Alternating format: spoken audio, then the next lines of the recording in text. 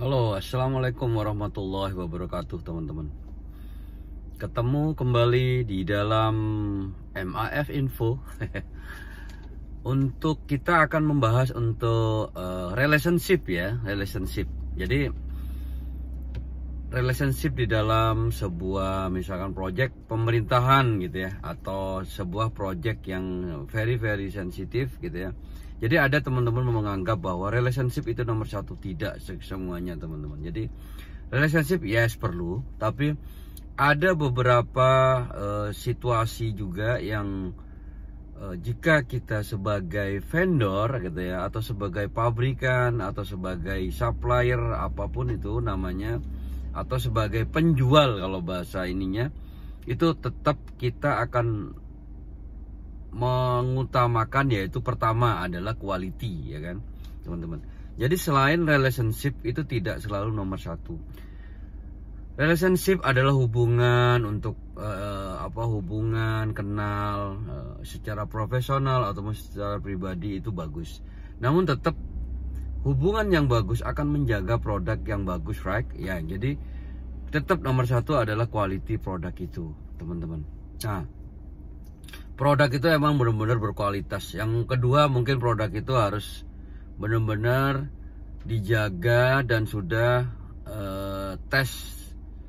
Jika tuh produk itu misalkan seperti IT, elektronik, elektrik gitu ya, jadi emang benar-benar mempunyai quality referensi ya, seperti misalkan sertifikat technical, seperti sertifikat produk gitu ya, dan asal dari mana.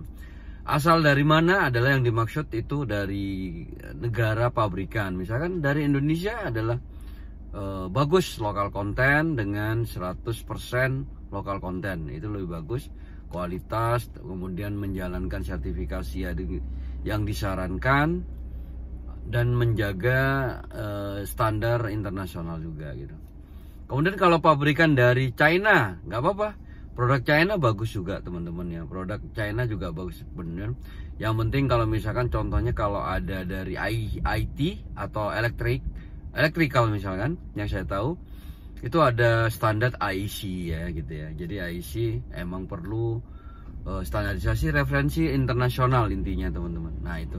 Nah, yang ketiga adalah produk-produk dari India ya. Kemudian ada dari luar. Intinya kalau di dunia ini dibagi biasanya, teman-teman. Dari Asia dan dari Eropa, US gitu ya. Nah, jadi intinya teman-teman, project atau kita penjual sebagai penjual atau salesman atau marketing apapun itu namanya, itu tidak seujuk-ujuknya 100% hanya mengandalkan kenalan, mengandalkan hubungan, mengandalkan relationship, dan itu aja. Tidak.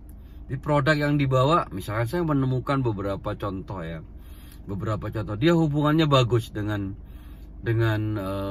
customer gitu ya, tapi produknya yang dibawa tidak bagus guys. Kita sebutnya tidak bagus karena apa? Dia tidak tahu standar produk itu bagaimana gitu ya.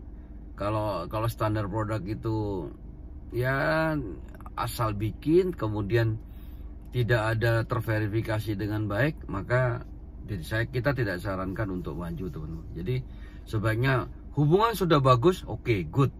Kemudian mencari produk yang bagus. Nah itu, mencari produk yang bagus adalah kunci kedua gitu ya. Jadi produk yang bagus, benar-benar yang tidak selalu bermerek, yang penting yang menjalankan standar safety, standar sertifikasi, standar semuanya gitu, teman-teman. Nah,